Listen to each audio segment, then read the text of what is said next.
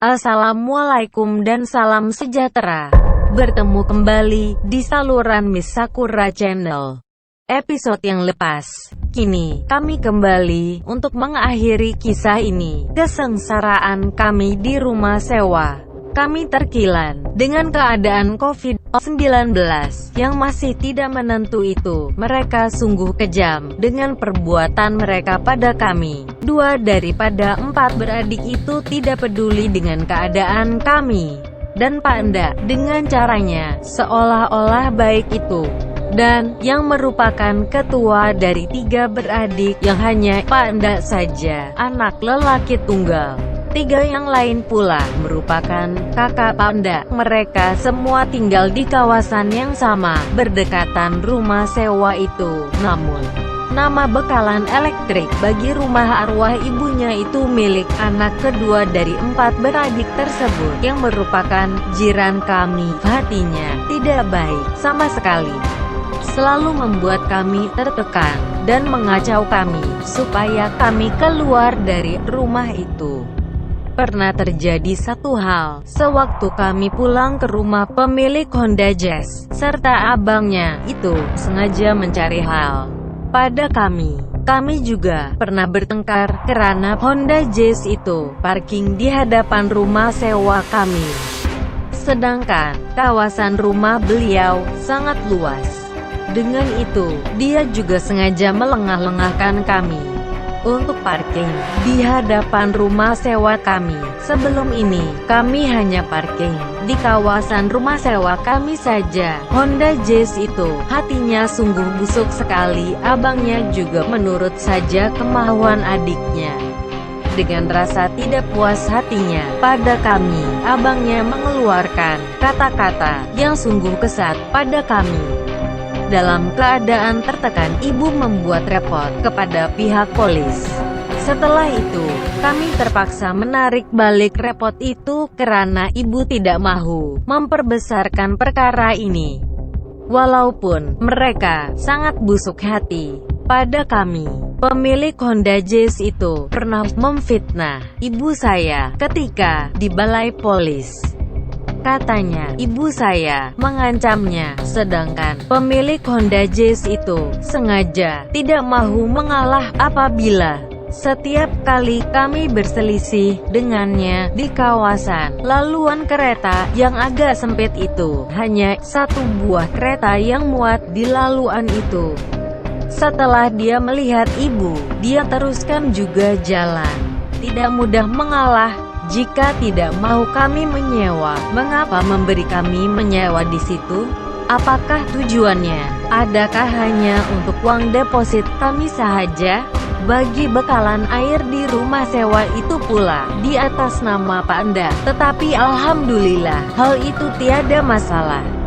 Kakak kedua daripada 4 beradik serta anaknya pula sentiasa membuat kacau, mencari bermacam-macam cara agar kami keluar dari rumah itu. Kami sentiasa bersabar setelah apa yang dilakukan mereka pada kami. Kami hanya mampu meluahkan kepada Nenda serta Pak Enda, dan katanya bahwa dia akan menguruskannya. Nenda juga ada memberitahu bahwa dia tidak berapa sehat dan selalu sakit-sakit kepada kami. Pak Enda pula masih menyuruh kami bersabar. Konon, katanya, Tuhan lebih tahu sekiranya kami bersabar. Sanggupkah kami bersabar setelah apa yang mereka lakukan terhadap kami? Apakah kamu semua tidak kasihan pada kami, atau masih memikirkan kami yang bersalah? Kami memikirkan masalah sudah selesai. Tetapi pada 27 hari bulan 10 kami menerima 1 notis palsu. Kami pun segera ke rumah Nenda. Kebetulan Pak Enda juga ada di situ. Kami langsung menceritakan hal tersebut dan terus menunjukkan notis palsu itu. Tiba-tiba, Pak Enda meminta kami memberikan notis itu kepadanya. Katanya, dia boleh menyelesaikan masalah itu, dan dia akan berjumpa dengan keluarga pemilik Honda Jazz itu.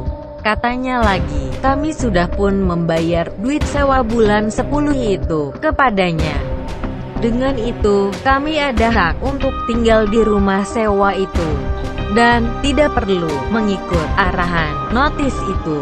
Kami pun mempercayainya. Namun, tidak lama kemudian, tiba-tiba, kami diserang oleh pemilik Honda Jazz itu, dengan kakak iparnya. Itu, datang ke rumah dan mengganggu kami, dan menyuruh kami untuk keluar dari rumah itu. Kemudian, kami mengatakan pada mereka, bahwa kami tidak perlu mengikuti arahannya, karena kami sudah membayar duit sewa bagi bulan 10 dan kami hanya berurusan dengan Nenda serta Pak Anda saja bagi deposit dan hal yang lain.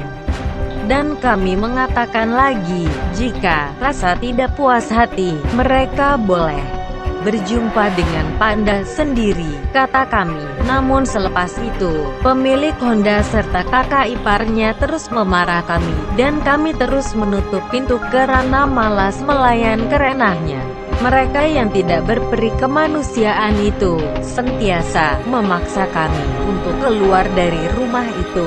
Sedangkan COVID pada waktu ini, sedang berluasa di mana-mana saja. Tetapi mereka tidak peduli tentang hal itu. Bagi mereka, yang penting, pemilik Honda Jazz itu berpuas hati. Kami tidak pernah mengganggu mereka, tetapi setelah 3 bulan kami menyewa di situ, baru kami mengetahui sikap pemilik Honda Jazz itu, serta keluarganya itu. Oke, selepas kami menutup pintu, pemilik Honda Jazz itu, serta kakak iparnya, pun berlalu, dengan sambil mengeluarkan kata-kata kesat pada kami.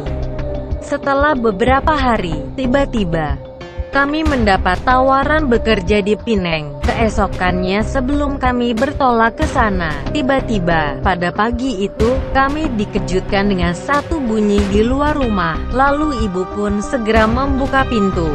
Alangkah terkejutnya ibu saya. Kelihatan orang KNB sedang mencabut wayar elektrik di rumah sewa kami. Lalu ibu menanyakan padanya, mengapakah memutuskan elektrik di rumah itu. Kemudian, mereka mengatakan bahwa mereka mendapat arahan untuk mencabut wayar elektrik di rumah itu, karena katanya, di rumah itu tiada penghuni. Kami terkejut mendengarnya, lalu kami menyatakan bahwa kami yang menyewa di situ sekarang. Terkejut mereka mendengarnya, lalu mereka memberitahu bahwa nama pemilik elektrik itu telah dipotong. Karena itu jugalah mereka mencabut elektrik itu. Dalam keadaan tidak tentu arah, ibu terus mengejut saya dan terus menelepon Panda, tetapi tidak diangkatnya. Lalu kami terus menelepon anak saudara Nenda yang kononnya ingin membantu kami, karena dia ada memberitahu bahwa jika ada masalah tentang hal rumah itu, terus memberitahunya. Lalu kami meneleponnya dengan harapan agar masalah kami akan selesai. Kemudian anak saudaranya mengangkat panggilan kami, dan elektrik dipasang kembali, tetapi hanya sementara waktu, dan katanya, dia akan meminta Pak Anda untuk menukar nama elektrik itu kepada namanya, jika tidak kotak elektrik itu terpaksa dicabut, kata pekerja TNB itu. Namun setelah itu, kami memberi kepercayaan kepadanya, lalu kami pun segera berangkat ke Pineng. Setelah tiba di sana, kami terus me-WhatsApp Panda, namun hanya dibelutiknya. Lalu, kami terus me-WhatsApp anak saudara Nenda, dan katanya, kami harus membayar Rp100 kepada Panda untuk menguruskan hal elektrik itu. Kami pikirkan masalah itu sudah selesai. Rupanya, Pak Anda masih menunggu duit dari kami juga, sedangkan kami boleh saja membayar apabila kami sudah pulang. Pulangnya kami di kampung, sementara di Melaka ditutup jalan untuk merentas negeri. Karena COVID, kami terus membuat surat pelepasan karena ingin pulang. Alangkah sedihnya kami, kotak elektrik itu telah dicabut. Ya Allah, pada waktu itu sedihnya kami, sampai hati mereka. Pak Nda berjanji akan menyelesaikannya, dan ibu mengatakan ibu telah membayar duit 100 itu kepada Nenda, juga bayaran duit sewa bagi bulan 11, namun tetap tidak dipasangnya. Namun kami pun terus sewa hotel yang berdekatan di situ untuk beberapa hari, dengan harapan agar masalah itu akan selesai, tetapi apabila kami pulang, tetap sama seperti biasa. Tiada perubahan, namun kami terus mewasa Panda, tetapi tetap dibelutiknya. Lalu kami terus menelepon anak saudara Nenda, namun tidak diangkatnya. Sedihnya kami. Mengapakah mereka berbuat sedemikian? Akhirnya Panda mengangkat panggilan kami pada malam hari yang kami WhatsApp-nya, tetapi tidak dibalasnya itu. Kami berbincang dengannya dengan nada yang lembut.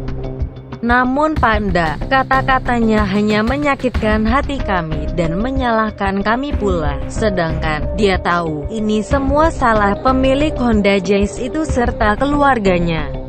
Betapa sedihnya kami di waktu itu. Apa yang paling menyedihkan lagi, Panda serta seluruh keluarganya tidak menceritakan langsung pada kami tentang perangai sebenar jiran sebelah rumah kami itu, yang selalu mencari masalah dengan penyewa yang sewa di rumah itu. Karena sebelum ini, Panda hanya menceritakan baik-baik saja mengenai hal rumah itu. Serta kawan saya, di part 1 itu, sedih kami, belum habis lagi bulan 11, sudah 3 minggu berlalu, elektrik tetap tidak dipasang, pelbagai alasan yang tidak munasabah diberikan. Dengan itu, tiada pilihan lagi, kami terpaksa keluar dari rumah itu, karena tiada bekalan elektrik, sehingga kini duit deposit kami tidak dipulangkannya, apatah lagi duit set miral kami tetap tidak diganti. Minta maafnya juga tiada langsung keluar dari mulut mereka yang berkenaan. Adakah kami harus bersabar jika Anda di tempat kami? Adakah Anda sanggup duduk di rumah yang tiada elektrik itu?